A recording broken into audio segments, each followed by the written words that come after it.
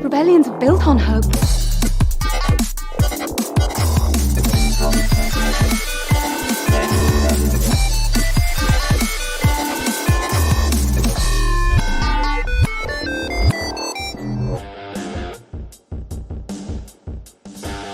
And welcome to the 100th episode of Radio Rebellion, a Star Wars podcast. I am your host, Alberto Calderon, and thank you as always for joining us on this great Star Wars Saturday.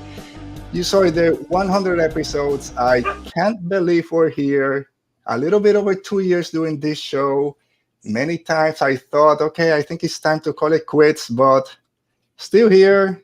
Grateful for everyone that has supported us in these 2 years, everyone that has joined our show as a guest, like the three incredible guests that will be joining me today, everyone on the chat, Twitter, everywhere. So thank you guys for sticking it out with us here in the Rebellion for the past 2 years.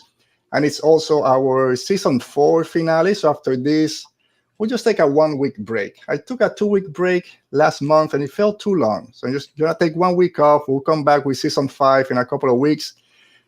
Big surprises, big announcements on that first show, so make sure you don't miss it. But today, it's all about the High Republic Phase 1. It's been a while. We've all supposedly composed ourselves, shed all our tears, but we're still not over it. So before we start, let me say hi to our great panel that we have today. 2 people from the Followers of the Force joining me today. They've been here separate. They're here together. We'll see how that goes. Rachel and Meg, how are you guys doing today? I'm doing great. How are you? Not too bad. I mean, we'll see by the end of this because emotions will be shed. And then join us for the first time from the Force Toast podcast, Smowdown, Jedi Way. You'll see her everywhere. Avoy Chris herself, Laura Kelly. How are you doing, Laura? Thanks for joining us. Thank you so much for having me. I'm really honored to be here, and I'm really excited to talk about this because as we were talking about online, I feel like I don't get enough opportunities to talk about the High Republic, so I'm really excited to be doing it here today, and with dogs. Yeah, we have our, it's Ember. We have our Ember down there. Yeah, High Republic, even on days we're not talking High Republic here, it always comes up. It's one of those things in Star Wars I just took off. We love it. We're going to be discussing it today. How much we love it, how much we suffered. But yeah, that's why we're here. So beverage, so pour one out for Starlight. yeah, we gotta. Every time we talk about someone that went to the beyond, I don't know. We'll try to get over it. But first, before we start, as always, if you're watching this live, thank you for joining us today. Make sure that you're subscribed to our show so you don't miss any new episodes when they drop. Especially when Star Wars Celebration comes along in next month. We're not going to be there, but we're going to have a bunch of special shows. So make sure you subscribe so you don't miss any of those. Make sure you like the video. And if you're watching this later on the replay, make sure to leave a comment.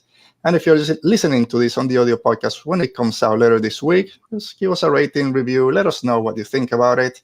And as always, it's still going strong. Make sure that you're supporting the Amidala Initiative for Equality Texas. We said it before, we're here for all our trans LGBTQ community, not just in Texas, but everywhere in the country. I live in Florida and things down here are nuts. It's just as bad, if not getting worse. So make sure you do whatever you can, just get informed of everything that's going out there. Donate if you can, share any links that you can for these. GoFundMe out there, just whatever you can do. It always helps.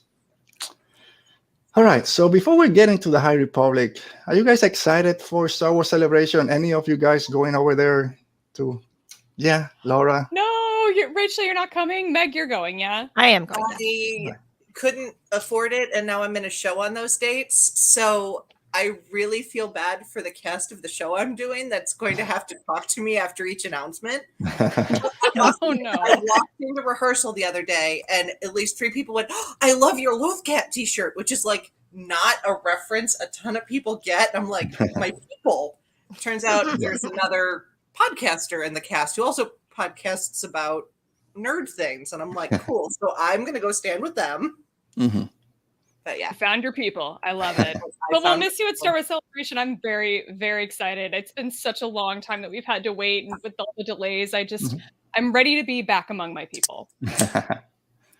Have you guys been to one before? Or is this your first one, Meg? I went to the one in Chicago in 2019. That was my first. I'm really excited to be going back. And I've made a lot of quote unquote friends since then, online people that I talk to all the time. It'll be really nice to see a lot of them in person and just kind of hang out with everyone and like enjoy Star Wars in person, which it's a completely different experience when you're at Celebration than it is like on the internet. So it'll be a lot of fun. Yeah, I haven't been to one yet. I always regretted not going to the one in Orlando in 2017. I think that was before The Last Jedi came out. And like, it's going to be, I just live about 2 hours away. So I could have just drove and come back. I'm not going to go through the hassle. It's going to be a pain just to get there. I got to get there early to get to any panels or whatever. So I didn't go. And then I found out my next door neighbor, who's another Star Wars fan, he went, he took his family over there. And then, of course, just shoved it in my face. And oh, crap, I just got to just go with him real quick. But I kept thinking about going because I live in Illinois, so I could have gone to Chicago, but it turned out to be the same weekend I was coming back from a cruise. So everybody's at Star Wars Celebration in my state, and I'm on a cruise ship in the Gulf of Mexico. Everybody on Twitter is talking about the trailer for Rise of Skywalker, and I don't have internet that can play video. I'm like, die. Yeah, that's harsh.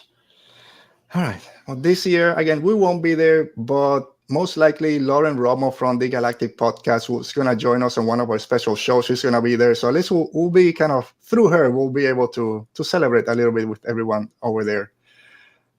Star Wars news, I guess the biggest thing this week, or the most recent, was finally the composer for the Kenobi show was announced, Natalie Holt from Loki and a bunch of other stuff. First woman composer for Star Wars. So very excited for that. Yay. All right. Enough chatting. Let's talk High Republic. But before, let's say hi to a few friends. Our friend Dale is here. How you doing, Dale? Thanks for joining us. Of course, Buck, our friend Buck O'Brien, who won that challenge, that trivia challenge against Rachel and a bunch of other people. Thanks for being here. It's okay. I still love you, Buck. Great artists out there. Brian Ward, thanks for joining us, Brian. Long have I waited for Celebration. Sorry, I couldn't do the voice.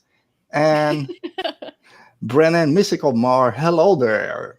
Yes, everything's about Kenobi. Brennan. Yeah. So thanks to everyone for being here. He says you'll be there in Celebration. So just look for all your friends out there. So it's going to be great. I'm going to hate as soon as I start seeing all the pictures and I'll be, I know that person, I know that person. Next time. All right. So if you guys are ready, I know I'm ready. Let's talk Star Wars and the High Republic.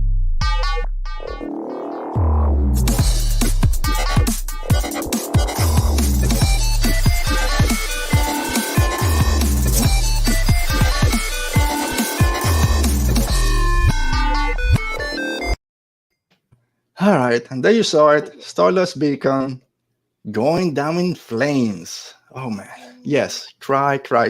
So before we jump into everything, Laura, because again, it's your first time here, so I haven't had a chance to really talk High Republic with you as I have with Rachel and Meg. And then I want to hear also from you guys, how was your experience with the High Republic from when it was first announced as this is Project Luminous, we're going back in time, we don't know a lot about it. Then we start hearing what it's going to be about to now where it ended, phase 1. What was your trajectory with it? It was a little bit of a slow start for me. I think I didn't probably read Light of the Jedi like right when it came out. I remember like starting to read it and then like just getting pulled in different directions. So I think I was a little bit of a latecomer, relatively speaking, to the High Republic. But once I got into it, I mean, like most things Star Wars, I was just like, there's no medium ground. It's just like I just went full force into it and fell head over heels in love with it right away. Especially when I restarted Light of the Jedi. I mean, that first chapter, the way that it just like completely sucks you into the world. And like, I don't know how anybody reads that first chapter and doesn't like just immediately be like, I'm in, I'm game, I'm 100% here for this. So when it came to, phase 1 of everything, I was slow getting into it. But then once I did, I mean, like, I'm not even like a big comics reader. I fell in love with the main comics line that I think the farther we got into it, I was one of those people getting up at like the crack of dawn on Wednesday mornings because I knew that if I didn't read it, it would get spoiled and I had to be one of the first to read it. And it was just, I looked forward to it so much. And I actually miss waking up on Wednesday mornings looking forward to something in that same way. But in terms of the phase 2 news and where we kind of ended, because I mean, I loved everything in phase 1, but I'm still kind of in a weird place with the phase 2 of like going back in a different, going back in time. I get why they're doing it. I love how it kind of rhymes with the original trilogy, going back to the prequels, then moving forward again to the, I get that, but I'm not fully on board with it yet. Once they release the first book and I fall in love with that, I'll be all in, but I'm not there yet. Right now, I'm just still kind of mad that we're not going to get to see these characters that I'm already in love with until who knows when. Yeah, I was talking, I think, with Oti, one of our friends here from the El Podcast Star Wars, about it might be maybe 2 years. We don't know how long phase 2 is going to be before we go back to those characters that we fell in love with in phase 1.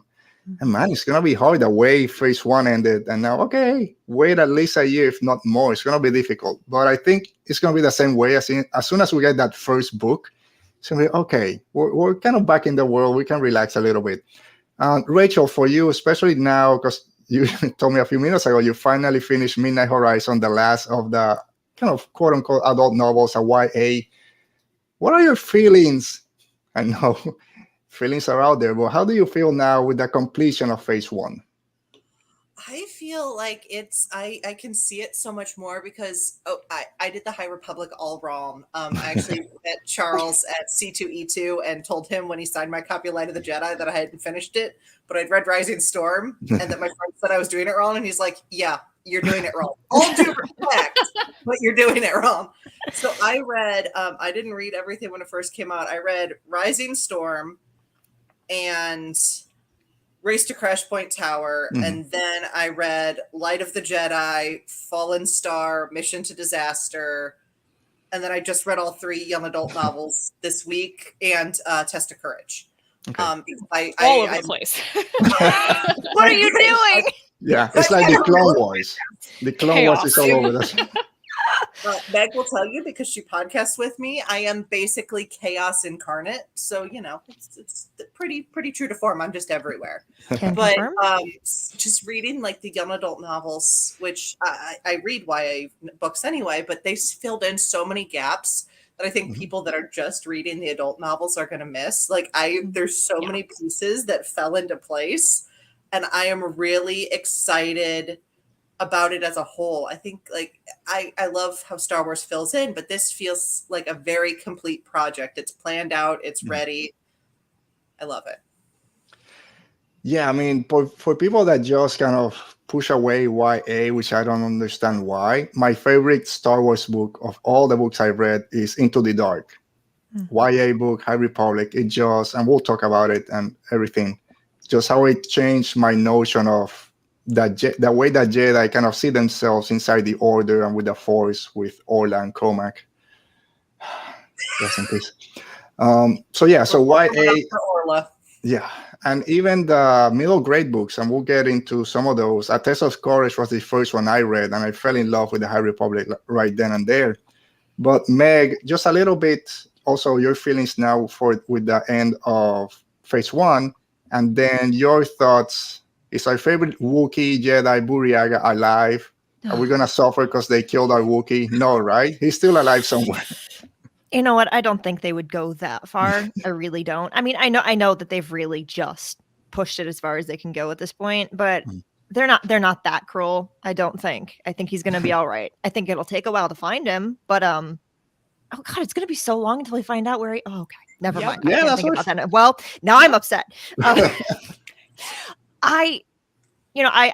I read all these books in order all the way through as they were coming out, and it just, the fact that it just gets progressively darker, but it just hooks you consistently with every book that comes out. It's so good and so not, because now we're all just in pain and we're just gonna be stuck here for forever. They're so good. I'll never forget the day that Light of the Jedi came out and some Star Wars thing was trending on Twitter, which doesn't happen with books ever. And so the fact that like so many people were talking about it and just so excited about it, and I think like it's really continued to be possibly bigger than a lot of people expected, because Star Wars books are still a very niche thing, but so many people are discovering Star Wars or rediscovering their love of Star Wars because of these books, which I think is so great. Yeah.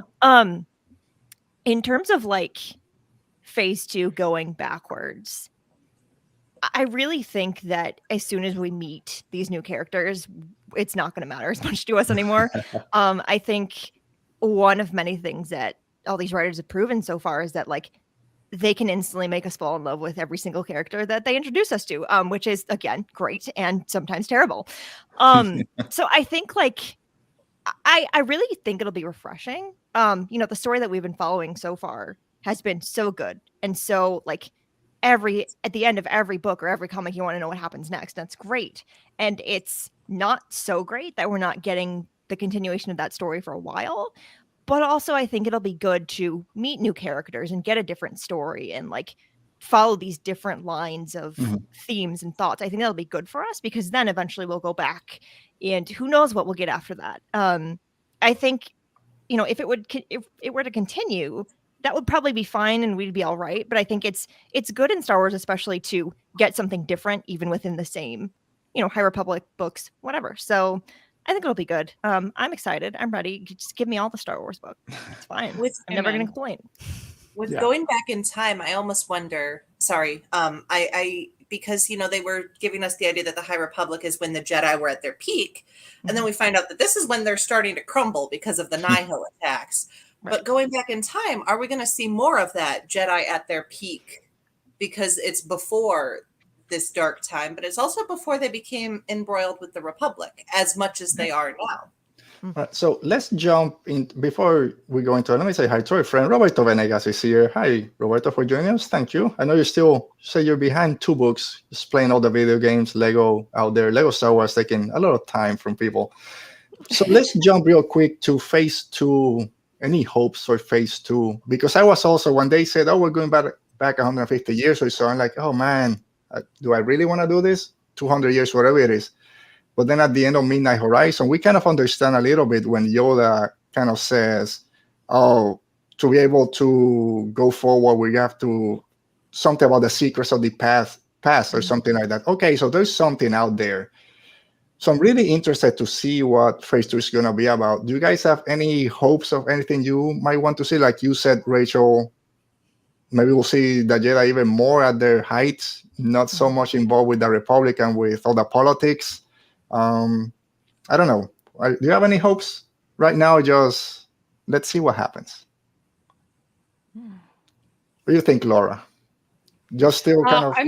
I'm really excited about this like very cult-like group that it sounds like we're gonna get in phase 2. I mean, that's like just one of those really interesting phenomenons that like no matter what documentary you've seen about whatever cult, the next one you watch is always still super interesting. Yeah. So I feel like this, I can't, it's like the Path of the Hand or something like that, whatever the name of it is that we just learned about in phase 2. That's the thing that I'm most excited about. I think we're going to get a lot more Porter Engle story, like young Porter Engle in his prime.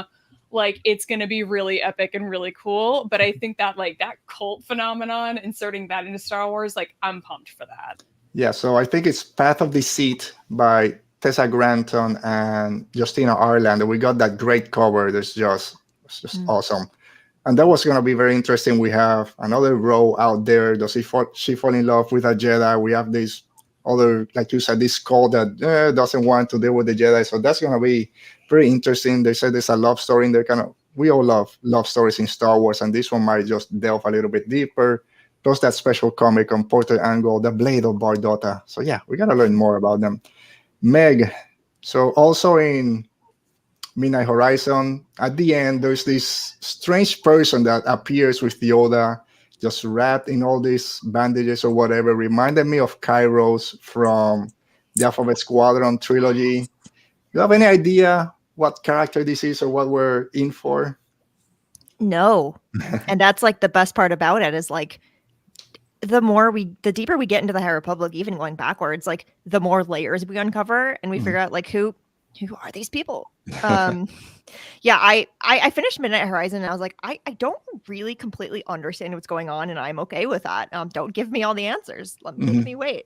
Yeah, I think the thing about like the Star Wars stories that we've mostly gotten so far over the past 40, 45 years is it's all taken place like mostly within a very small area of time. And the great thing about the High Republic is we got to go back, but getting to go back even farther, which is another thing we haven't done yet. I'm really excited to see like how is the galaxy different and like what are these other places that we've never explored before. I just like the Star Wars just continues to expand, both in time and all the places that we're going to, and I think that's good. I think that's good for everyone. I think it's good to have new things. It's Yeah. even expanded almost in genre. Yeah. From, I mean, we're getting more romance. We're getting more Into the Dark reminded me a lot of like Alien. Yeah, And I love Alien. I listen to like the Alien audiobooks at work all the time and then scream when anybody comes up behind me. It's great. But yeah, like that idea of, you know, there's this mysterious force. And I mean, and all of the adult books were basically disaster stories, which is another genre I'm super into. But I mean, Starlight Beacon's the Titanic going down, split in half. Nobody can get there in time. That sort of thing. Right. So let's take that into consideration about different genres. Laura, I'm going to jump into one of the questions we got on Twitter from our friend Alan Chin at Alan Martin. He writes, since we're getting romance elements in the upcoming book Path of Deceit, what other fiction genres would you like to be explored in Phase 2? Is there anyone that jumps to you, Laura, that you want Star Wars to kind of delve into? Horror would be fun, and Yeah. I know that that's a point of interest, I think, for Kevin Scott, because he's done a little bit of horror writing, at least in like the Star Wars Adventures comics before. So I feel like that would be a real easy jump for him. I really like romance in Star Wars, so I like if they just did that, I would be totally fine with it. And I love all of the, you know, the sort of disaster theme that they've brought into. But I think bringing some horror elements could be really obviously not going too dark, because you know at the end of the day, Star Wars is always for kids. But I just think that would be kind of a fun element to add. Yeah, I went the same route as I was thinking about this question. Is horror, because like you mentioned, Rachel, Into the Dark has some of those horror themes with the Drain Gear and the Dark Side Idols. We don't know what's going on, but maybe going a little bit further, but not too much, like you said, Laura. Plus, they did the Legends book, Death Troopers, which is getting a re-release now. So maybe going a little bit deeper with horror, go back into the Legend of the Leveler, the Nameless out there, now that we know a little bit through Midnight Horizon and some of the other comics. Maybe do that and bring a little bit more horror into it might be a good way to go. How about you, Meg? Any genre jumps out at you? Definitely the horror. Definitely lean into the romance for me, please. Yep. You know, these books, like they kind of touched on a lot of different genres, just like very shallow ways. And I think like if they really just lean into a couple of those, it's really interesting when Star Wars just tries to do different things with their stories. But like romance all the way. You know, we get pieces of it, but like just go like full in, do it. I mean, like Star Wars, but you know. Yeah, I mean, there's some romance in Midnight Horizon. We see all those different relationships out there, which are just great. And we'll get more into those as we talk a little bit more about representation in Star Wars and in this phase, how important that is. Rachel, you mentioned horror a little bit, talking about Into the Dark and aliens and all that. Any other genre that you might want to have the High Republic explore as we move forward? I would almost like to see them go into a sort of like just within horror that like supernatural or sci-fi horror, like think Frankenstein, because there's a lot of things that are messing with life and the Force and things like that with the Nihil, and what Ro has done with the Leveler, with keeping the Path or the Mari Santeca, that really kind of Frankenstein horror thing going on. And that is really horrifying to me. Or like the supernatural horror of the ancient legends. Think Dracula, because I watched Bram Stoker's Dracula last Halloween and it's living rent free in my head. But that idea of these different like elements of the Force and of the way the galaxy works that could be leaned into different tropes. I also I can't claim full responsibility for this thought. It was in a High Republic chat I'm in, but they said we should release like the Harry Potter series released the textbooks that Hogwarts uses occasionally. We need them to just release like the Jedi romances and everything they talk about in the High Republic. That's what we need. We just need like the Jedi bodice rippers that we all can read and judge. Yeah, but in some of the books, they make reference that they're watching the soap operas or whatever in the holos with all this romance and stuff. Yeah, let's read about those. So we know Stella and Elsa and Avar, we know there's something there. Obviously, Skier and Ola. Let's not just spend 1 or 2 pages. We want to read about them. The most relatable character in Out of the Shadows is when the doctor got basically, put in his room because they didn't want him around anymore. And he just watched movies. He's like, this is the only vacation I've had in years. And I'm like, oh no, it's in a hotel watching cable. All right, so I was going to ask this anyway, but it came also from our friends at In a Galaxy Pod, Jacob and Eli. They asked, what was the most surprising thing about the High Republic Phase 1? At least for you, Meg, what was the most surprising thing? I really just wasn't expecting like the stuff with the leveler to just like go as hard as it did. Just like again and again.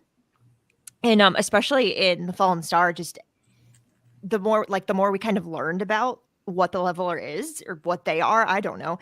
I just wasn't as dark as the High Republic has gotten. I don't think I expected it to go that dark, and then it did. I think a lot of things in The Fallen Star surprised me in good ways and maybe not so good ways. Just a lot of like deaths and disappearances, and then like not deaths. It's I like when books surprise me. I don't want to know everything that happens. So yeah.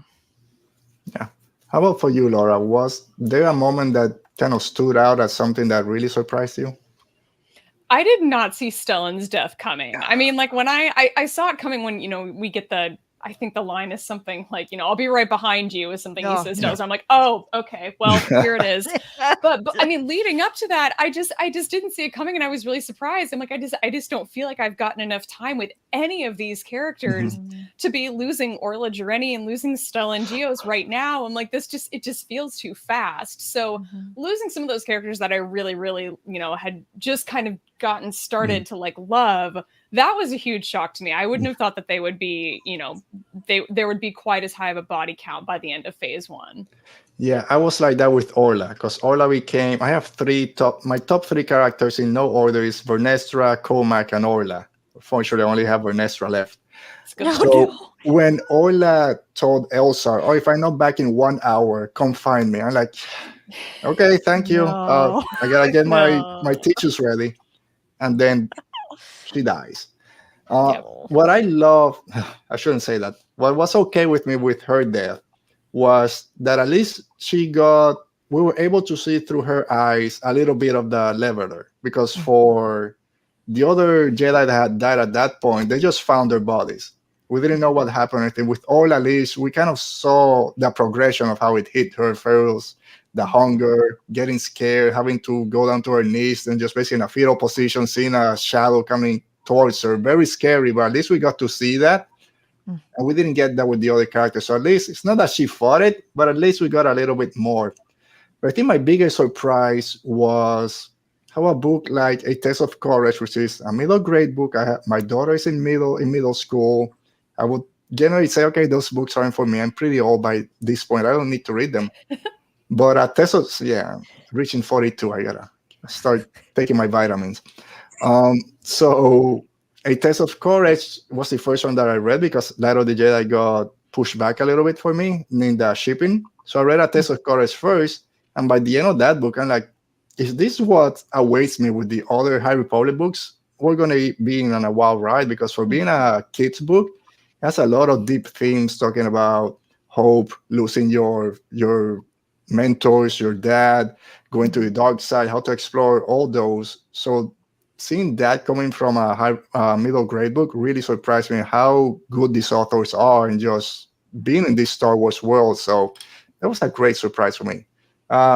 Meg, I think, did we catch, who hasn't said their biggest surprise? Rachel, maybe? Yeah. I think my biggest surprise kind of builds off yours is how profound a lot of these books are, because I feel like we know Star Wars has a lot of but I feel like everybody's like, ooh, space wizards, laser sword.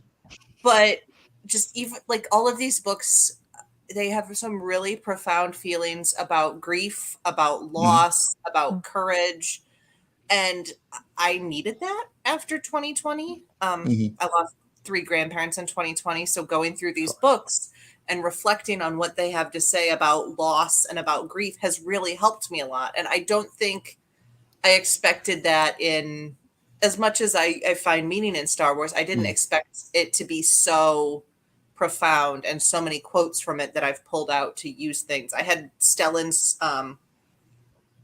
speech about hope on my quote board in my office for like a week and a half, because the that's how we must proceed with hope is really profound to me. And just So how go ahead. how deep it is. All right. So you just mentioned quotes. Let's talk about quotes. I love all my Star Wars quotes. When I do my reviews, they can be all quotes because they're just so great.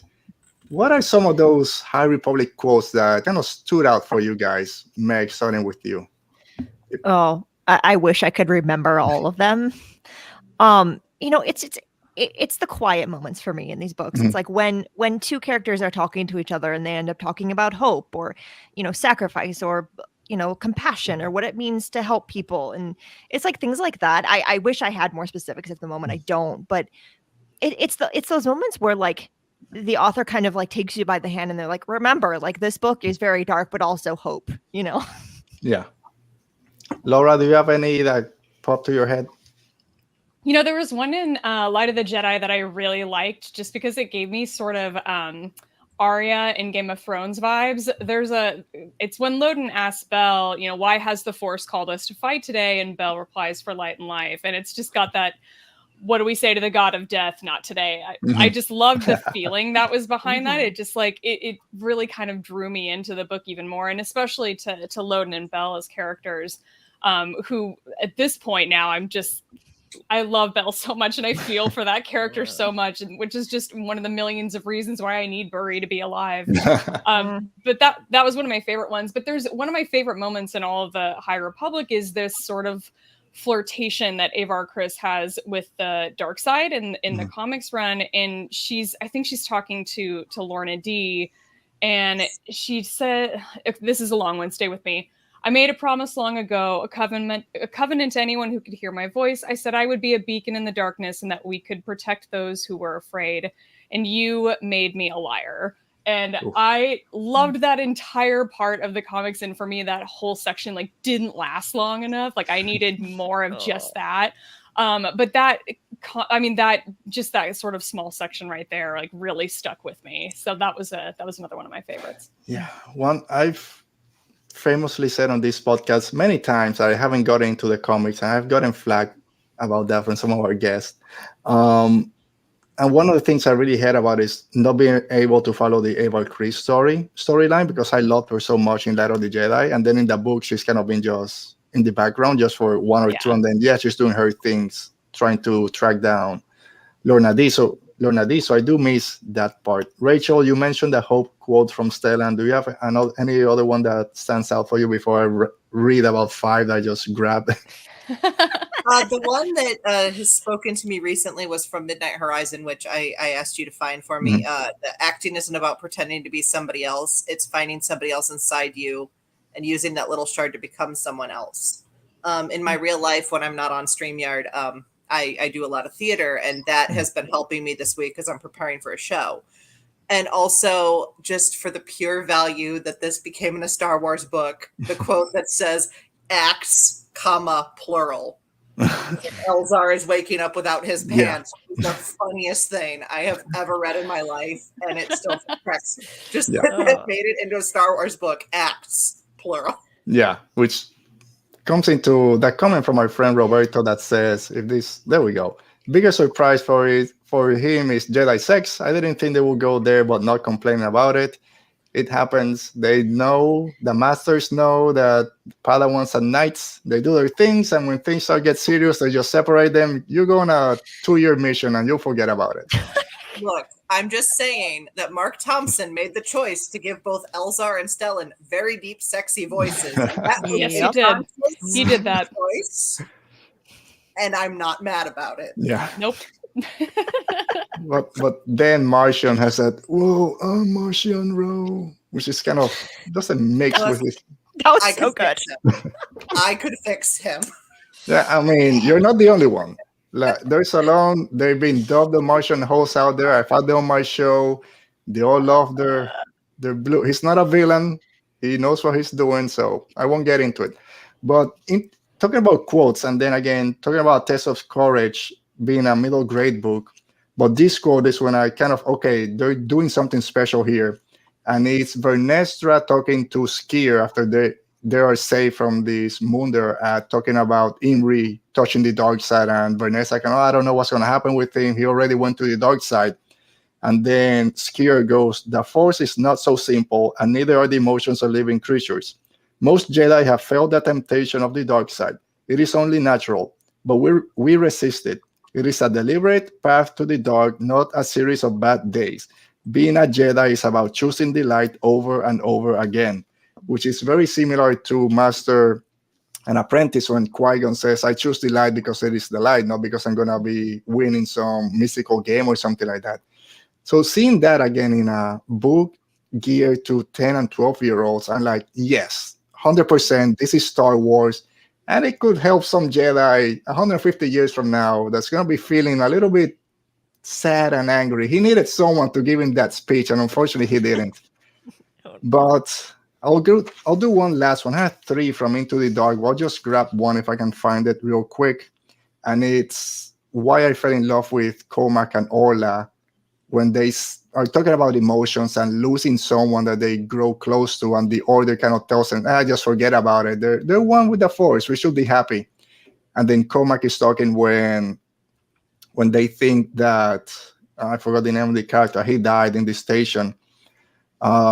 He says, the darkness is as much a part of the Force as the light. The Order thinks it can bisect the Force so neatly as though the primal living energy of all existence were a thing to be sliced and served. Just another thing that the Force is not, 150% light, 50% dark, and that's it. There's nuances about it. And another one, I don't have it here, so just so we can move on, it's talking about losing Des Ryden when they think he died in the Amaxine station. And he basically says, that everything that the Force, the Jedi teach us about letting go. And then this young man dies unmourned. We can't mourn him because the Jedi Order tells us not to. And he's like, makes 0 sense. We grow attached to each other. So it makes sense that we have some time to mourn them. But the Jedi Order doesn't allow us. So that's when I started kind of changing my views of what the Jedi are going through. And those really stuck with me. So yeah, great quotes.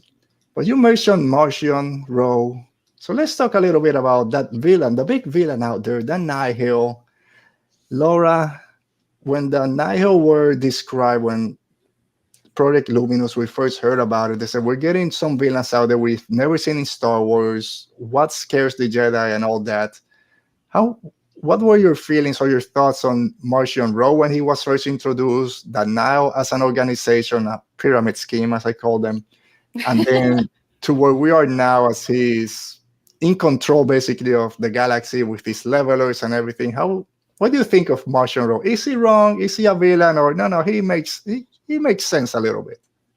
Well, my first exposure to Martian Row, and unfortunately I do refer to him as Martian. I know Martian, but I started with the audiobooks. And so my first exposure to him was Mark Thompson's voice in the audiobook, which is an unusual choice, but one that I really like and one that I really appreciate. I kind of get why some people are like a little weirded out by it, because it definitely was a choice, but it works for me. And I think it works really well for the character. And I like how we're not totally sure exactly like what his motivation really is. I mean, like, he's like, I feel like at first he was kind of like, we just want to do whatever we want, whenever we want to. We don't want the Republic in our way. And now he's like, I'm going to rule the galaxy. And I'm like, that was a huge leap. Like, that was a big jump. And so the way that I kind of think of him is sort of like the Joker in Batman, but less chaotic. I mean, he's definitely got that like just wants to watch the world burn vibe,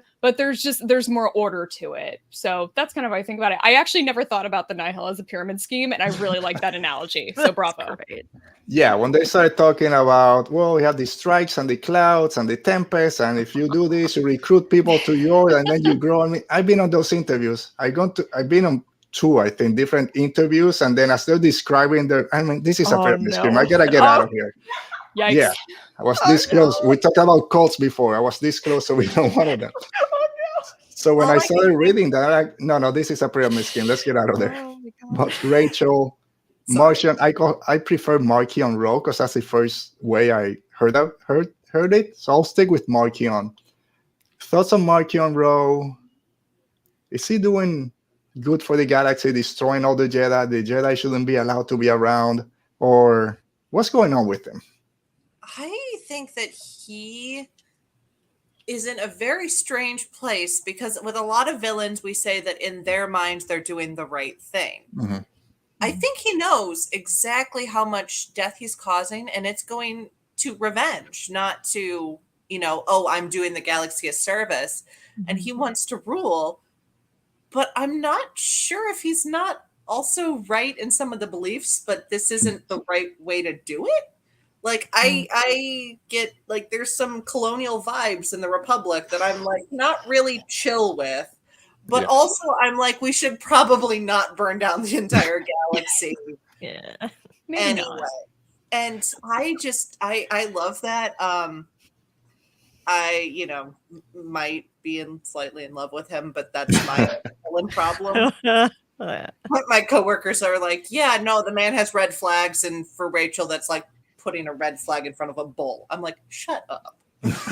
But yeah, the end of Fallen Star being where he's given that speech to the galaxy and being the perfect villain because now he's monologuing. He's a Bond villain. He has them at his mercy, and now he's going to talk about it. I watched all 24 James Bond movies in quarantine. He fits the bill perfectly. But even when you have his inner monologue at the same time of what he's saying, but he says, I should bring them in. I should say this galaxy is ours, but instead he goes for it. This galaxy is mine. And it's no longer about what the Nihil can do. It's about what Ro can do and what Ro wants to do. And it's very fascinating. And I wanted Eye of the Storm to be like 3 issues longer because I just want to be in. I feel like his mind is a very interesting place to be. Because like Palpatine, he's playing like everybody else is playing checkers, and this man is playing like 4 chess games at a time. Yeah. So Markion Row for me do like a 180 from Light of the Jedi, the first, 250 pages. I'm like, yeah, okay, I get it. They're marauders or pirates. It doesn't seem new to me. But by the end of Light of the Jedi, when he takes Loden and we kind of find out a little bit of what his deal is. He hates the Jedi for some reason. Okay, this is getting interesting. But by the end then of Fallen Star, it's like, okay, at least for myself, like you said, Laura, he kind of started with, we're just going to take what we want, destroy what we don't like. But by the end of Light of the Jedi, Fallen Star, he's like, I don't care about the Nihil. I sent everyone else to do something else. It's just me and my droids out here, my little secretary. And he just wants to destroy the Jedi. He's like, they did something to my family, and we learned a little bit about it in Eye of the Storm. But he kind of went off rails that I don't care about being a Tempest runner and what you guys are doing on the path. I just want to take revenge on the Jedi for whatever reason. He's getting there.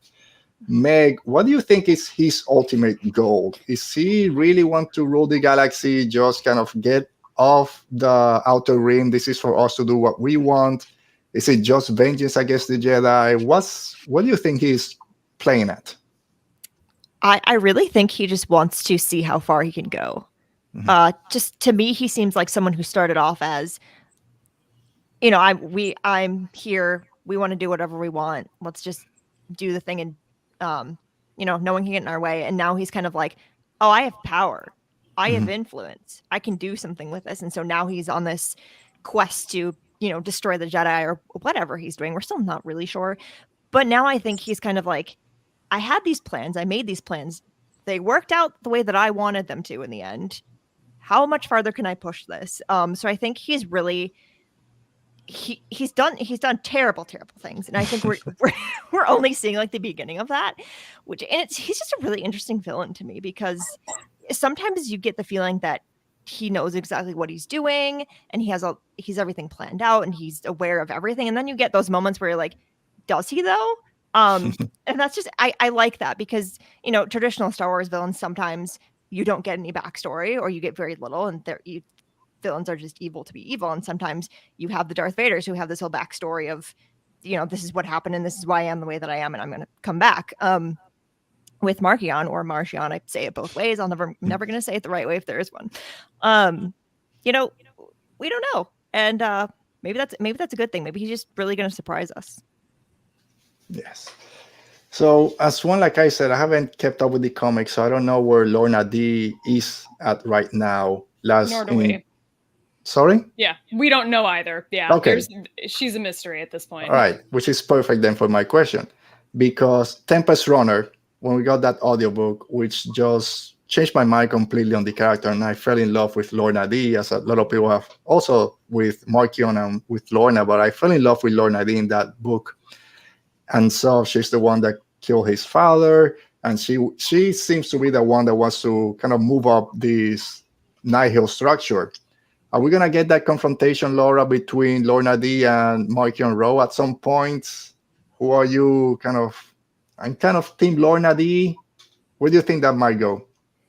I mean, I'd like to think that we'll get that confrontation at some point between the two of them. I think it's probably inevitable, but I think with her character, for me, especially when you put Tempest Runner into the equation, was just a little bit inconsistent. Like, I feel like we got such a great backstory for her, and I really kind of thought like, oh, she's going to be the one that like turns, and like kind of goes like a totally different direction. And like the character that we're getting in the comics and the books is like not that like it's just a totally different story that's happening in the Tempest Runner. And I'm a little bit unsure kind of where I am with her. But I think her coming back and us sort of getting the continuation of maybe some of those characters that we left off with in Tempest Runner, I imagine some will come back, and we'll hopefully get to see more of that play out.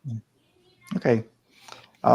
Meg, any thoughts on Lorna D coming back and facing Marchion? Do you feel the same way as Laura, that the way she's being presented in Tempest Runner and the comics kind of clash a little bit?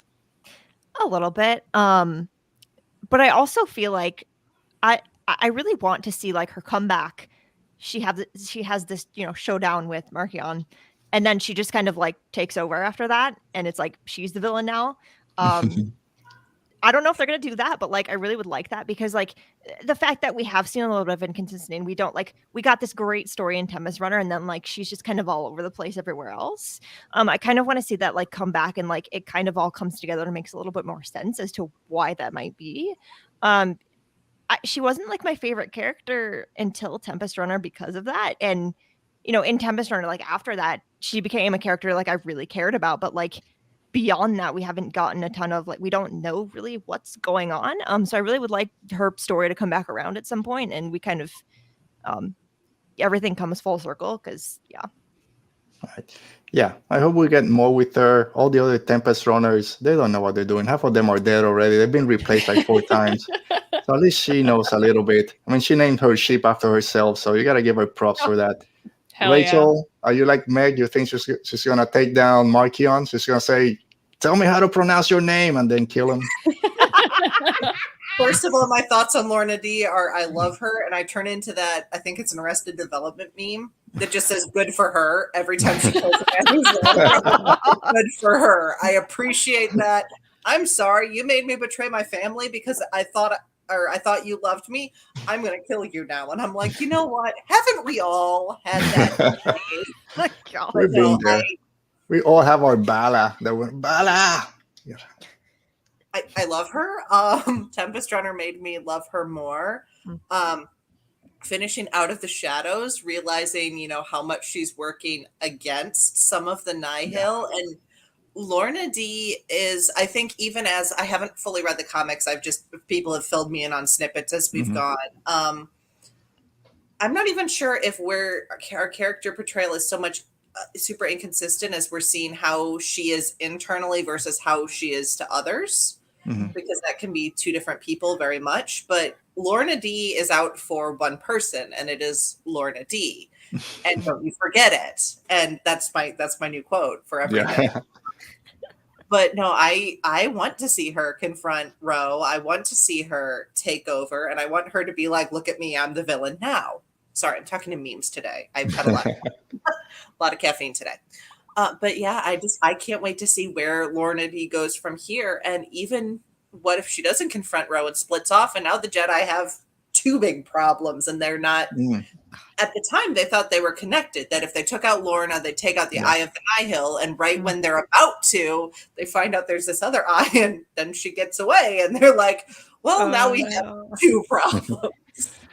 Yeah, when I was reading, The Fallen Star, and it just, Ava Chris, I got her, I'm here. And then, it blows up. And like, oh crap, she's gonna get away. And obviously that's apparently what happens.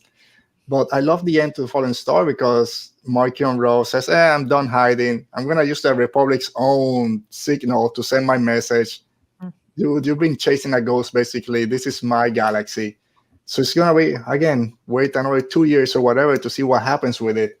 But very interesting to see how everything's going to change now from Fallen Star, from the Jedi, the Republics, and now the Nihil also because maybe they all turned on Markion for him keeping them away from everything that's going on.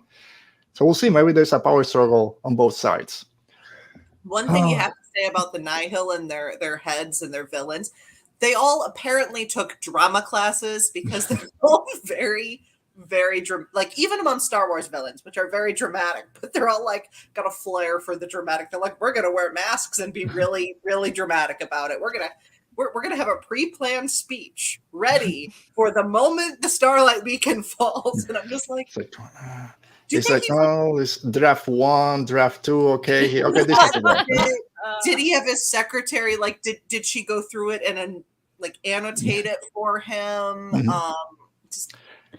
But I don't know why it just popped in my head because we talked about the Jedi having relationships, and then we have Markion Ro hooking up with Senator Gira Staros, and it's like, dude, everyone in the galaxy, Staros a little, man, everyone in the galaxy kind of falls for Markion. It's not just us; it's in world people there's something about this guy, this megalomaniac out there. So I gotta give him props for that, I guess. For some reason, cult leaders have groupies. I'm pretty sure this is like, in our universe, like serial killers have groupies. Like, I think that's the phenomenon.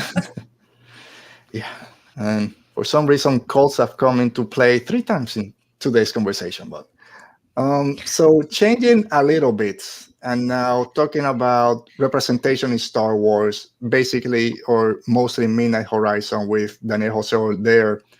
And not just in Star Wars, but we mentioned a little bit at the beginning of the show, talking about the Amidala Initiative and how important it is to have those voices out there, bring more representation, diverse representation in Star Wars, not just in the page or in the screen, but behind the scenes, who's writing these books, writing movies, directing, all that stuff.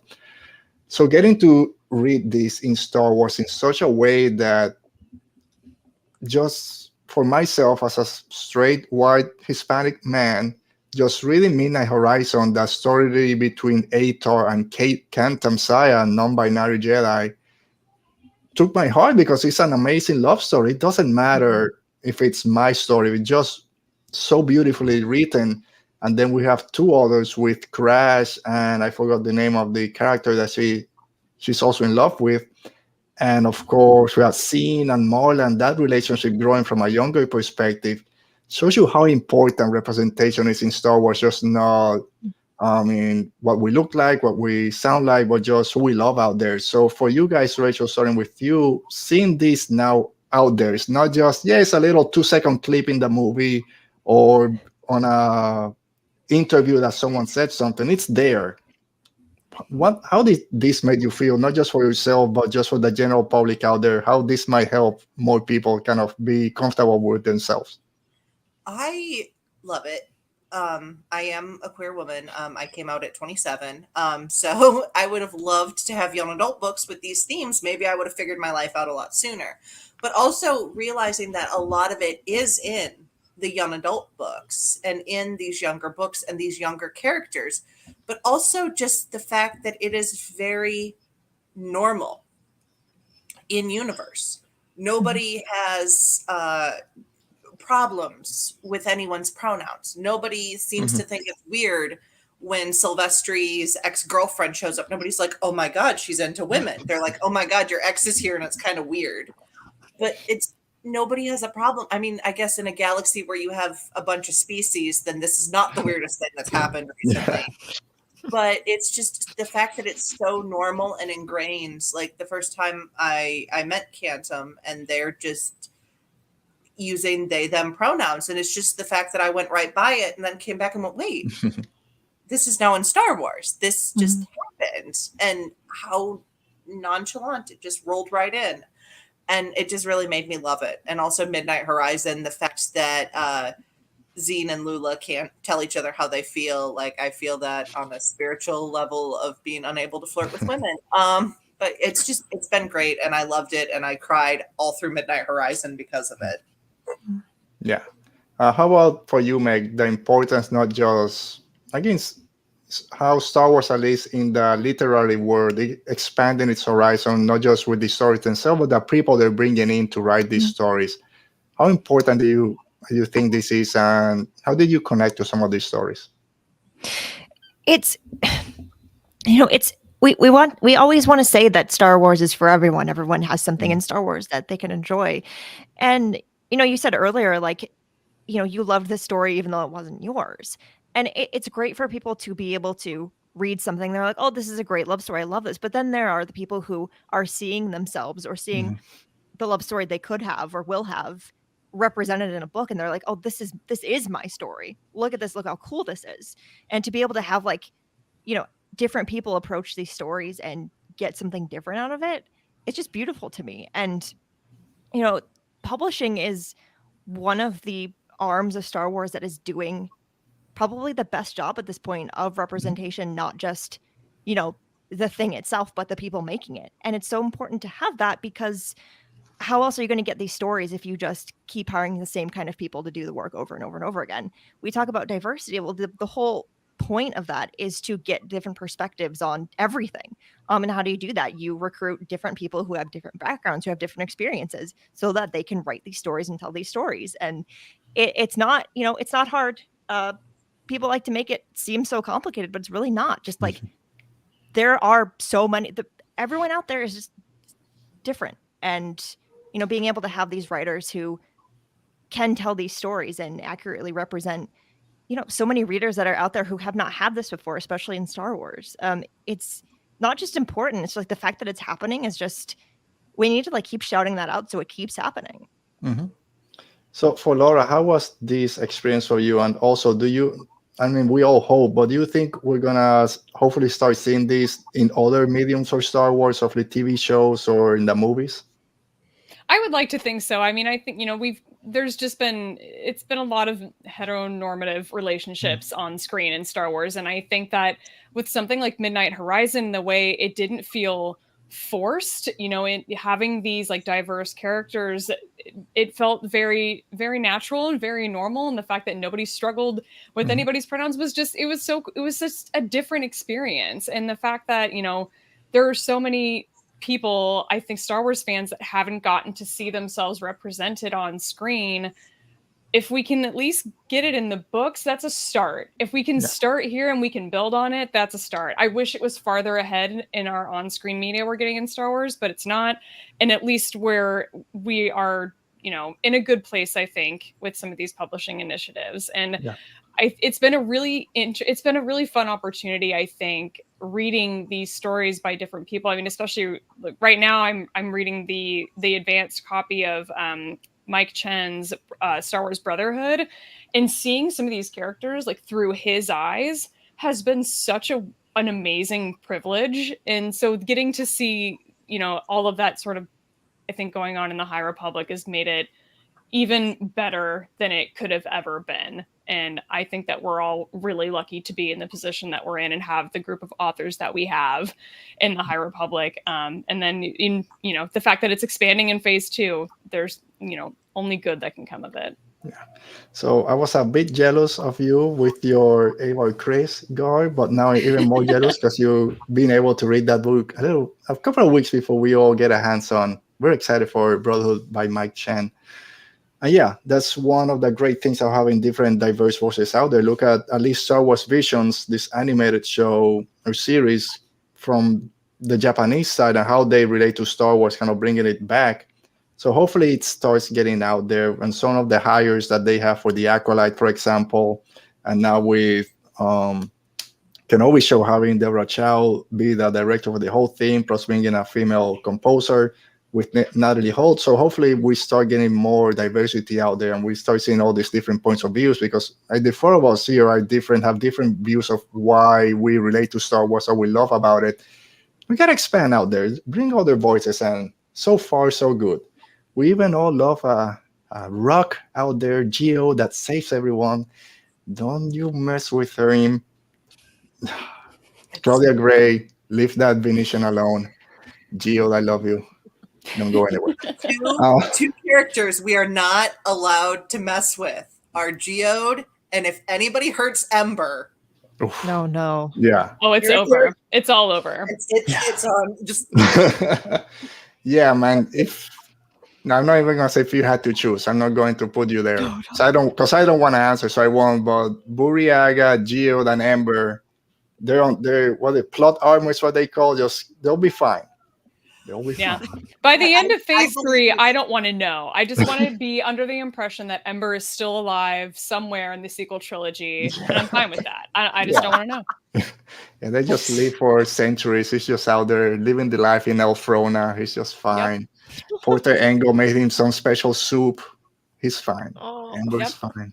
Gonna live forever. I was very not okay in Fallen Star. Like I'd said that I didn't want anything to happen to Burry, and then something did. And then when I thought we lost Leox, I'm like, I have just read the young adult novel, so I'd never met Leox before, and I'm like, I love this guy. He's weird as heck, but I love him. And I'm like, I'm not okay. And then he showed up and he was like, I'm now sobbing because he's okay. I'm like, I just feel like my emotions are a washcloth and we just rain it out. Yeah. The Leox one really threw me. I'm like, really?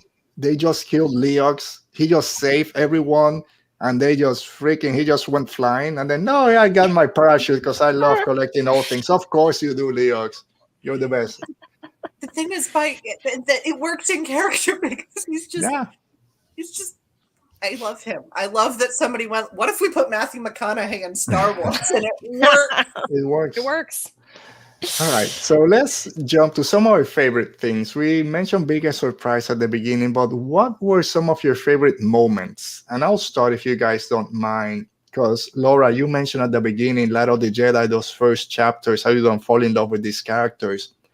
And that first chapter broke my heart because you just fell in love with these captains. You're just taking care of her ship. And this little kid that just wants to hack into the system and play games. And they're all dead. You're like, what the hell just happened? Chapter 2 comes along and we have this poor kid working on the station. Finally got the courage to ask his crush out. She said, yes, they're going to meet at the bar. Yeah, you're dead. And then chapter 3 comes. I'm like, what the hell are you doing to me? The whole planet is gonna die, or the moon out there in Hetzal. But then it ends with, this is Eivor Chris or Jedi Knight or something. We're here to help. And then it kind of says, so let me go back. Oh, and it came the one thing that they wanted to hear. This is Eivor Chris from the Jedi Order, hope. And I got teary-eyed because I felt like them. It's finally, hope is here. They're gonna be safe. So I felt that one of my favorite moments already in the first book and the third chapter, and also in Light of the Jedi later on when they're in Elfrona, the Nile have taking hostage the family with the kids, and then we have Porter, Ember, Belle, and they're just going down in those horses that steals. And then with that, they turn on their lightsabers, and the kids see them. All the Jedi are coming. I felt that emotion again, like, yes, the Jedi are here. So those moments are some of my favorites because I felt part of the story that the Jedi were coming to help us. So those two moments were some of my favorites. How about for you, Rachel? What moments stand out as some of your favorites? Goodness. I loved In Light of the Jedi when you read about what the Force felt like to each Jedi, because there's just different ways I've conceptualized the Force as well. Like Elzar, I connect to water and that idea. But I just loved the idea that every Jedi hears the Force differently, but they all connect to it. I loved all of the people of Crash's, all of her contacts starting to come to help on Corellia and Midnight Horizon. I'm a sucker for a good Citizens Army rise up moment. Like the Rise of Skywalker, as many problems as I had with that movie, I will cry like a baby every single time that happens. I also really enjoyed, and there's different moments of it, but Elzar's man's journey to the dark and back. I met that character in Rising Storm because, again, I did this wrong. And went back and met him before he was a master in Light of the Jedi. And I liked this character. And then just his journey in Fallen Star really touched me. Just, that's not really a moment, but that one kind of journey really meant a lot to me, to be fair. And I thought it was just, he had a lot of really great moments of learning from others and others learning from him. And him riding a dragon with Ty Yorick and Stellan just being like, because of course Elzar is on the dragon. Yes. We've had everything else today. Now Elzar's riding a dragon. Yeah. Ty Yorick. I hope we get more with her. I love her comic. Amen. But we need more with Ty Yorick, Monster Hunter out there. Meg, any favorite moment that stands out? Every time Belle has almost died and hasn't. Also, every time Geode has just like saved the day. You know, you don't expect it, but here he is. He's my favorite. Nothing can happen to him. And also just like every time it comes back to hope for me. You know, because that's why we're here. So, all right, Laura. Speaking of Geode, I think some of my favorite moments, and there are a lot of them in Fallen Star, for which I was very grateful, were the comic relief moments that we get with Geode. I mean, it'll be like the heaviest thing happening in the book, and it'll just be like, Geode stood there stoically, speechless. And I'm just like, it works every time. It happened. The joke was repeated multiple times throughout the book, and it worked for me every time. So I really appreciated his character in that. But, you know, this is going to come as no surprise when we get to the part where we talk about our favorite characters. But Avar and Elzar's moments in Light of the Jedi, and I didn't pick up on it enough the first time I read it. It was more the second time I read that book that I picked up on all of these little, like, great relationship and character moments between the two of them.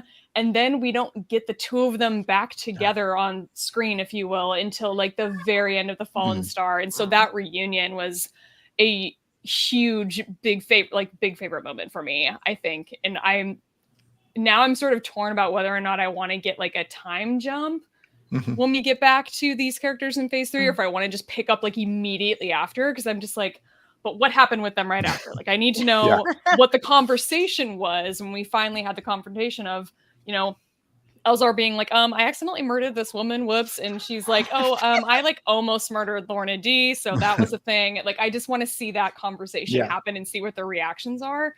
But yeah, so I love the two of them together and all of the moments that they have. But Elzar's retreat in The Fallen Star when he's with Orla. Yeah.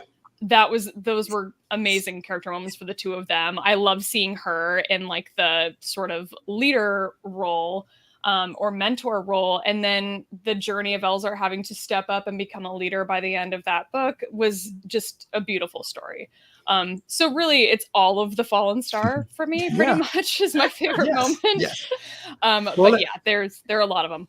Yeah, Fallen Star, even though it has its critiques on some people out there, I understand some of them, but it's not my favorite book. But I think it's the best High Republic book for myself because it brings all that together, and that's basically Elsar's book. Everything goes through that. One of my favorite Geode moments happens at the beginning with Orla and Elsa went, okay, it's time to go. And he doesn't know where he's going. It's all misty. And there's this rock here. Is this where a Force Virgins? I got to meditate here. And then, no, that's our navigator. It's just Geode standing there like, yes, he's back, Geode, of course. Even the great Elsa man doesn't know. So I love that from Geode. I love seeing that Orla was his mentor because I fell in love with Orla in Into the Dark. So I love seeing that from her. Another great moment for me, not a moment, but it's like you mentioned, Rachel, just the way that the Jedi kind of see the Force is something great, a new addition that we kind of didn't know before. But also, for as much as I said I love Into the Dark and Comac and Orla, is seeing Jedi, mostly knights and older masters, having that doubt. Do I follow the Jedi Order or do I follow the Force? Mostly Orla in Into the Dark and then Comac by the end of Midnight Horizon. It's seeing that duality to me kind of changed my views. I've always been very straight. The Jedi one way. If you don't follow what the Jedi said, you get out of here. I was Obi-Wan. There's only one path. But then seeing this written so beautifully by Claudia Gray, especially Into the Dark, that changed my complete view on the Jedi Order and just follow the Force if that's what's calling you. And for Orla, if I follow the Force, which for me is an instinct, I could have saved all those people that died. I didn't. I followed the Order that told me to wait and react instead of going forward. So I love seeing that. Was a big surprise to me. But like you said, Laura, a little bit, talking about favorite characters. Before we go to that storylines that we want to kind of pick up. So you already mentioned a little bit storylines you want to pick up from phase 1 with Elsar and Ava having that conversation, because I was the same way. How is he going to explain that he just cut someone in half? Is there another storyline that it was very traumatic? I'm like, Whoops. I don't know. Yeah. He finally, he's like, I gotta shut up the Force a little bit. I'm not ready. All I said, just little by little. Okay, I'm opening myself up. Killed. Oh, maybe she could have saved everyone, and now she's 2 pieces in front of me. Oh, that was hard. It was hard. Yeah. But is there any other storyline that hopefully they pick up when we come back to phase 3? I mean, I think there has to be confrontation at some point between Gira and Avon Staros. And that's, the middle grade novels are sort of one of the biggest surprises, I think, for me in this initiative was how much I enjoyed them and how connected or how attached I feel like I got to Avon and to Vernestra and Imri. So I'm really excited to see where they pick up with Vernestra Rowe and having to see or potentially hear her process Stellan's death, I think is going to be really hard. But I think that that's also going to bring her and Emery closer together because now they have this thing in common. But I'm excited to see that. Gira Staros is just the most disgusting character to me, of probably all Star Wars. I mean, that whole part of Fallen Star, I just wanted to gag and die. For the entire any scene that she was in was just so off-putting. But to see that confrontation, because Avon Staros is such a strong character, and to know that she's going to eventually have to learn about this situation between her mom and Marchion Rowe. I'm I just want to see what the confrontation is between the two of them, because I have a feeling she's also going to be disgusted, and I want to see that.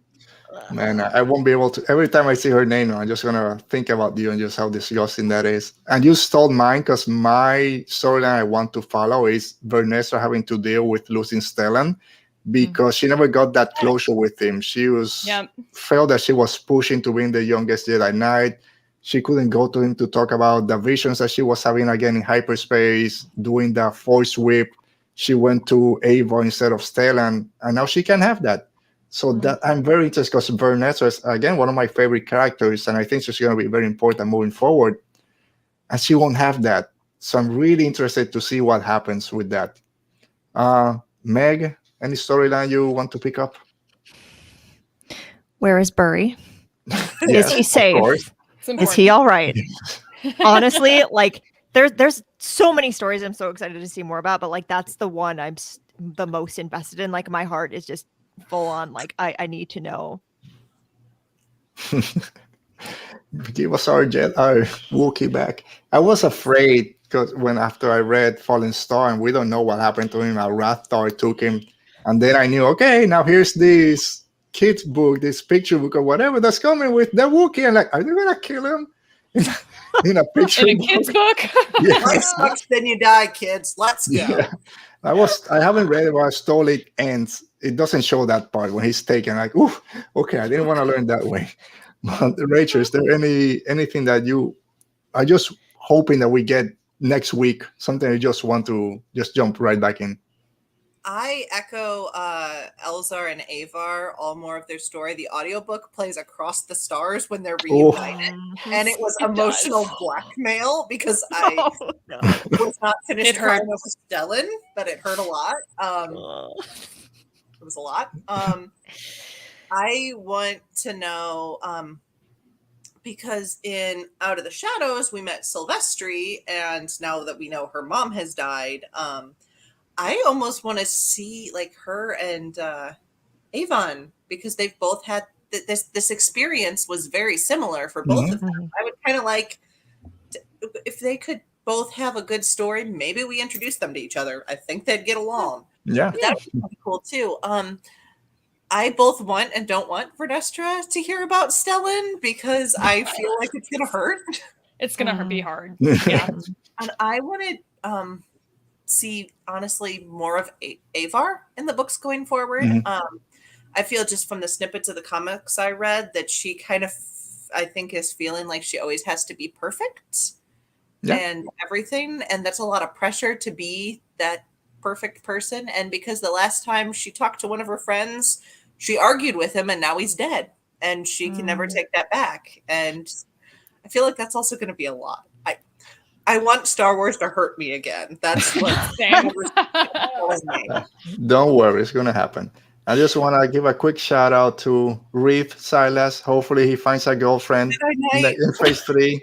He falls in love with everyone, and he just picks someone that's not available. So, like, poor Reeve. Hopefully, there's someone out there for you, Reeve. Don't give up.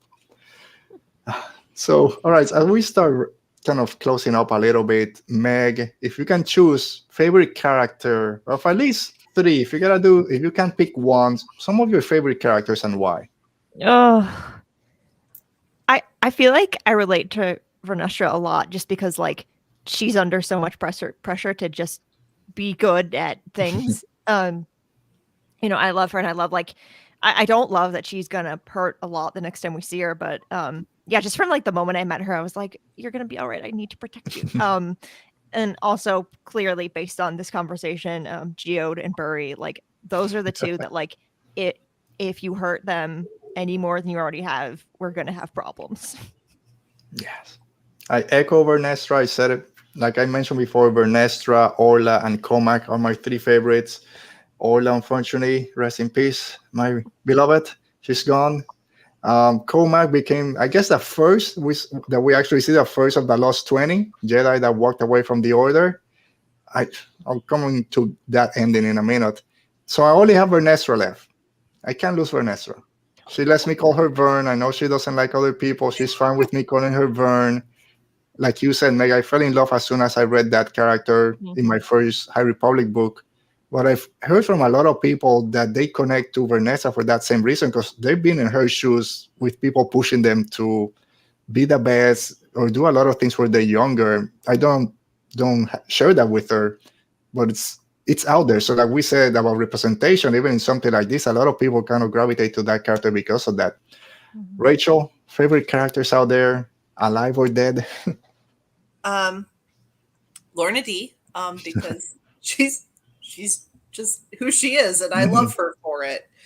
And I just love that she doesn't give a damn what you think.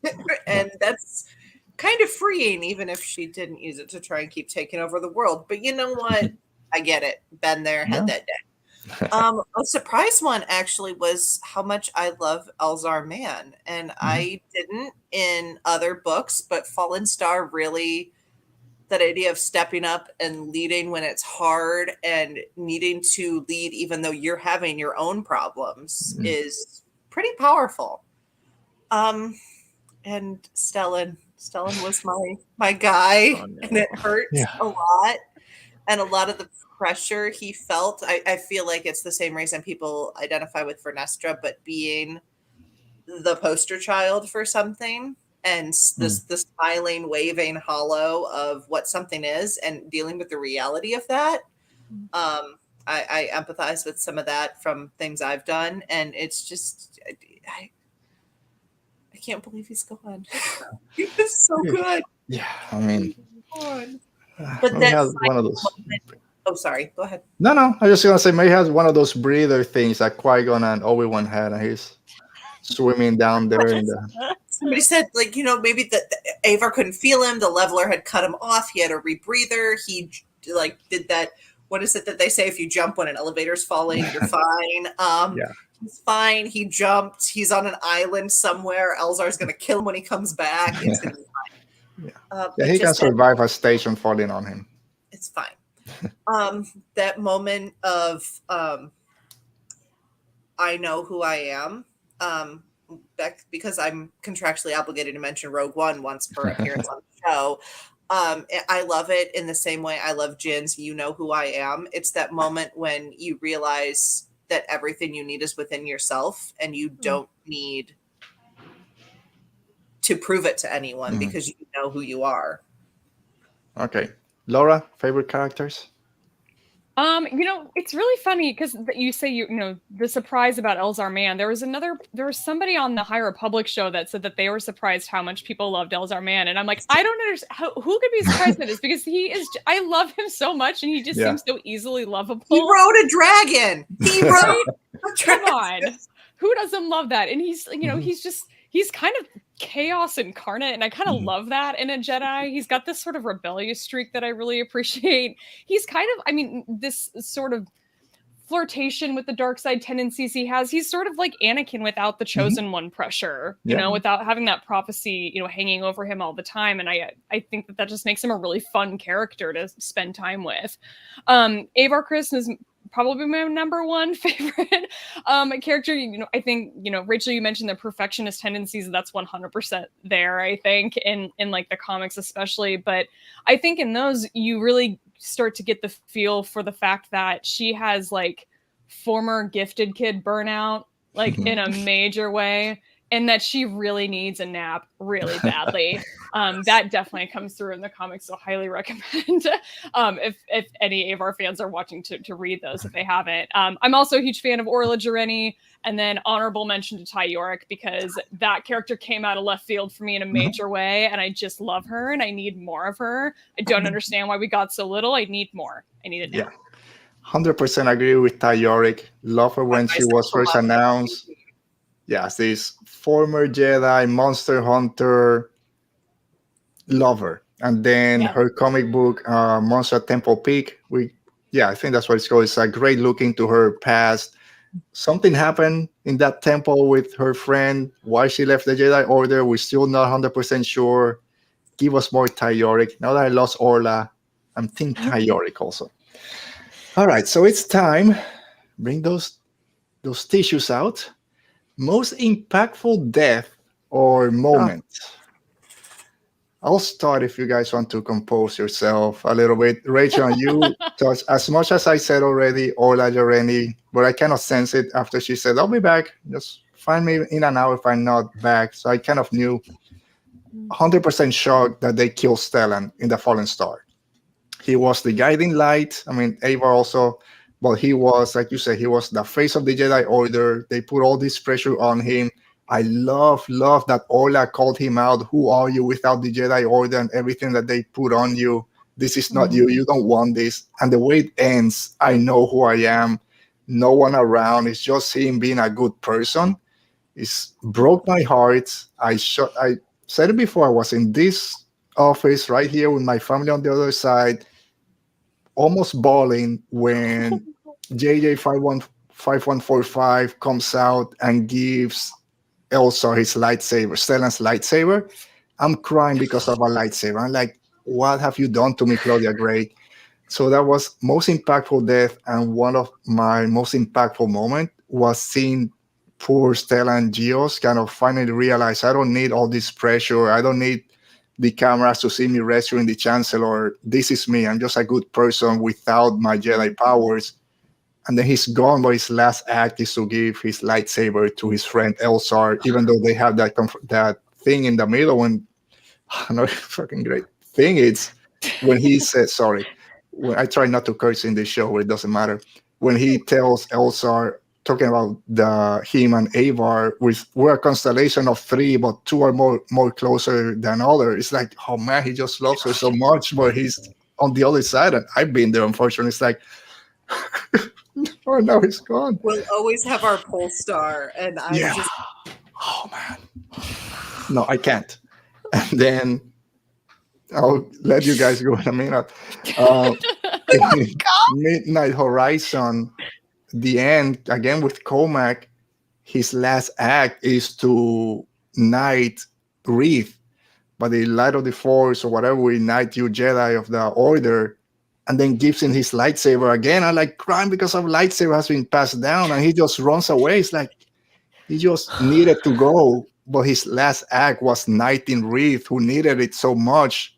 Like, oh my God, why is Star Wars so? Why are you doing this? So those, I don't know. I gotta stop because I'm feeling emotions coming. Whoever wants to go ahead and. Welcome to group therapy.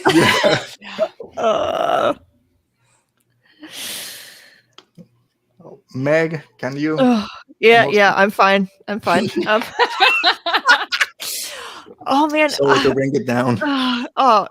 we knew we were gonna get here. Yeah, I tried to push as long as I could, but we knew it was gonna happen.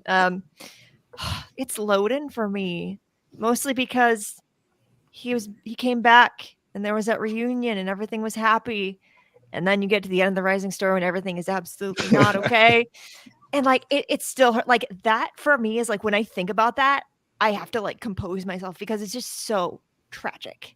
Like because we didn't know that could happen yet, and we didn't know what the leveler was or what it could do, and then to like that's the first thing that we see it do, and we don't understand what's going on, but we do know that Loden is for sure gone, and like it's not okay. Right. Thanks, Roberto, for being here. He has to head out, but thank you for joining us, Roberto. Have a great rest of your afternoon. Laura, got a chance to compose yourself. If Rachel, if you're ready, whoever wants. Go ahead, Laura. Well, I've been trying since like early January to compose myself, and it's not going well, like at all. So the end of The Fallen Star, I was in such a vulnerable place when I read that because I had like COVID right at the time, back with like early January when everybody had COVID. I was one of those people. And I remember I was just like laying in bed, like on my side, like sitting and reading the book and just tears streaming down my face. And there's so many great moments and so many great lines at the end of that book, but one of them that stood out for me was a reference to Stellan where somebody said the last thing he'd ever do he had done right. And just that that feeling of knowing that this beloved character has that thing that everybody wants, which is for your life to mean something. And for Stellan, he got that, and then he also got the added privilege of his death got to mean something too. And that the whole thing with Stellan at the end just really stuck with me. Everything from his death to JJ45, whatever number, the droid coming back and giving his saber to Elzar and Avar's reactions to it. I mean, just the end of that book just completely crushed my soul, as Claudia Gray is known to do to me. She did it again, and I just keep coming back and asking for more. So she'll do it again. It'll happen again. But that's where I'm at. I agree. I mean, just Fallen Star in general is just so much. I can't. Oh, Rachel. I'm just gonna echo kind of everything everybody said. I think it was Orla's Death in Fallen Star or one of the other ones. I got the preview copy. We only got it in audiobook, so I was listening to it while I was driving around. And there was a point where it was annoying. You had to manually switch chapters and everything. But I had realized that I'd parked my car and I was staring out the windshield of my car. The chapter ended about 3 minutes before, and I'm still parked in front of my house, just staring out the window. I don't know what I'm like, I should probably go in the house, but I was processing, like my chapter had ended. I was processing everything about the leveler.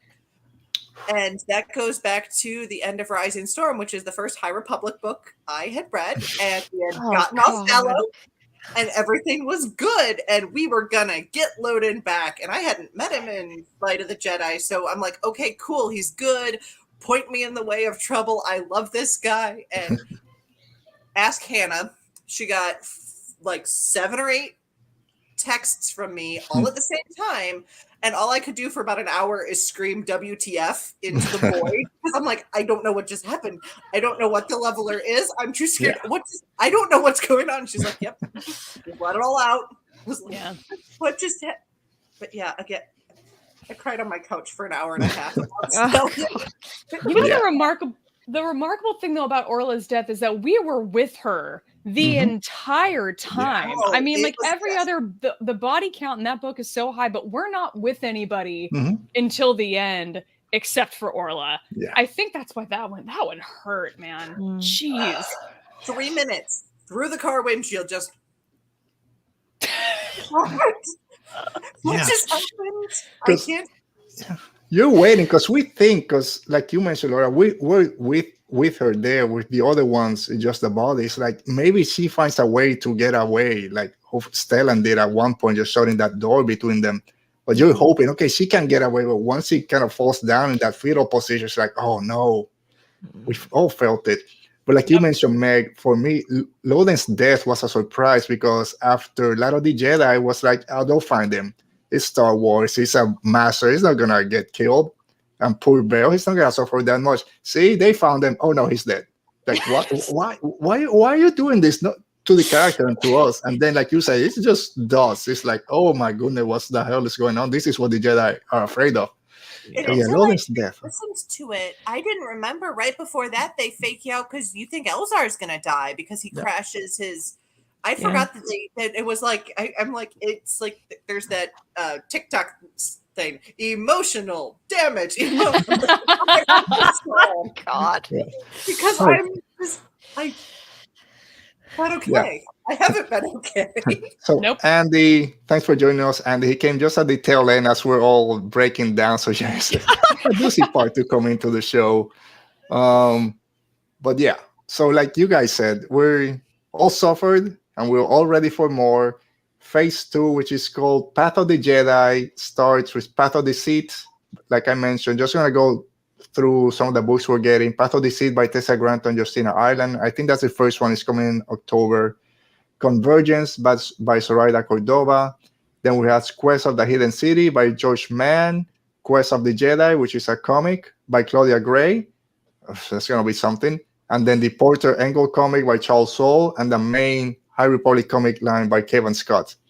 So, of course, the novel's very interested. Anything Claudia Gray does. I don't know if this is the first comic that she's going to write, but when it's called Quest of the Jedi, and she's crushed us before, is this a book that's going to do it again? We'll see. We're all excited for everything that's coming. They know what they've done. They know what they've done. Yeah. And none of them are sorry. Nope. They don't care. They know we're a glutton for it. They're all on Twitter watching it happen. They're like, I'm causing chaos on a Monday morning. All right. So as we're wrapping up, anything else, High Republic, we didn't get to touch on that you guys want to mention real quick? There's one thing I forgot. I'm going to mention in a minute about anything else you guys want to talk about? Can we talk briefly about the fact that canonically in canon, Geode is a huge flirt? Because I had feelings. It's just Again, Fallen Star, great book. I just love because, oh no, he's playing that. Of course he's not flirting. And then he goes over, dude, you gotta start flirting. He's not by himself then. It's like, oh, dude, the Ace representation with Affy just being like, "Oh, Leox isn't like that. It's fine," and they're like, "No, it's The Rock," and I'm just like, "Geode is not flirting," and then she's like, "Geode, chill." Yeah. Also, Oh my god. my personal favorite Geode moment is when he reflects the blaster back at that guy, and this guy's last thought is that Geode looms like a tombstone. I'm like, oh, that's a great Oh yeah. so good. I wanted that forgot guy to about that. die so Yeah. bad. I forgot the name of the character, but like Laura, you hate Senator Staros. I hated that guy. As soon as he was mentioned, I remember taking my notes. I saw, oh, he doesn't like the crew or whatever. And like, I'm not even gonna write his name down. It's gonna be just a quick character. And then he keeps going back, and oh crap, this is gonna be a recurring guy. And I just hated every second that he was there. It's like, just freaking die. And yes, Geode, of course, looming like a tombstone. Just Beautiful. yeah. So what I was going to mention that I didn't get a lot of chance to get into it. I love also how they've been able to balance, the authors, I mean, the storylines with everything that's going on with the adult Jedis and the big issues that they're having with the Order and the war and all that, juxtaposed then with the younger Padawans coming into their own, still learning what it means to be a Jedi, what's their place in it. And Midnight Horizon does a great job at it with Reed and Ram just becoming friends as soon as they meet each other, going into all these adventures and just growing up in the Jedi Order in the middle of a war, but still having time to be kids, go to a party, get their face painted, flirt with girls or whatever. So I love that we get to see this, not just serious Jedi business. No, there's still kids here and they go through regular kid things. So I love seeing that in Star Wars. When they got to tour the shipyard and Ram's just running around going, "This is Wizard!" Like, I love you. Yeah. He must be protected at all costs. Yeah. All right. So I think that kind of does it for today. Thank you guys, everyone that was in the chat. They were great as always. Alan and the guys from In a Galaxy Pod for sending their questions. And of course, Rachel, Meg, Laura, thank you for being here. Getting this show together was like battling the Nile and the Leveler. People just kept getting knocked down as we got closer and closer. But thank you guys for joining us today. Rachel, what are you doing out there? Anything people can be expecting from you, and where can they find you? You can find me on Twitter at Built on Stardust or on Instagram at Stardust Rebel if you just want to see a bunch of pictures of my dog. And I'm on the Followers of the Force podcast. We're kind of sporadic right now. Everybody's really busy, but that's where you can find me. I also had a podcast called Yours in Murder if you ever want my feelings on crime and disasters. Nice. All right. Thanks, Rachel, again for being here. You're always welcome back, as always. Meg, where can people find you? What are you working on right now? Yeah, you can find mostly tweets about, I don't know, books, Bo-Katan, the Darksaber, on Twitter at Meg Dowell. What am I working on? You know, followers of the Force sometimes. Follow me on Instagram at Star Wars Book Reviews. That's fun. I might be starting a book podcast, Star Wars book podcast. That might be fun. Follow me on Twitter and you might hear more about that. And Taylor Swift. Oh, yeah, that too sometimes. Yeah, I mean, Star Wars books, Star Wars literature right now, just not just High Republic, but like you mentioned, Laura, with Brotherhood, and we have Padawan, Secrets of the Sith, I believe it's called, the next one. So yeah, it's the time to get into Star Wars books if you guys haven't. Laura, it was great having you here for the first time. Hope we can keep doing this. So thanks again, and where can people find you out there? Yeah, thank you again for having me. Come find me on Twitter at shutup_Laura. That's my handle right there. The podcast I host with my friend Alice, where we drink wine and talk about Star Wars, is called Force Toast, a Star Wars happy hour. And I co-host a show with John Roca on his channel where we talk about Star Wars. That's called The Jedi Way. I'll be at Star Wars Celebration, so say hi if you see me. And I'll be back playing in the Schmodown at some point this year. So Stay tuned. All right, so all you guys are going to Star Wars Celebration. Make sure to look for Laura. Meg's going to be out there, and everyone that's going to be there. Laura, Alice, when the pandemic started and everyone went into their homes, no one goes out, closure. No, Alice went on Twitter and said, just send me, if you guys want me to do like a 1-minute drawing of a character, just send me a picture of the scene and I'll draw it. And I was one of those, and it was General Grievous. Let me see real. I don't know if I have time to find it, but it was a great job that she did. I was gonna show it to her whenever I'm able to get her on the podcast, but anyway. I totally forgot about that. That's amazing. Yeah. I'll have to remind her about that too. Let me see if I can find it real quick. Oh, here we go. All right, let me share my screen. No, shut up. Share screen. Yeah, I know.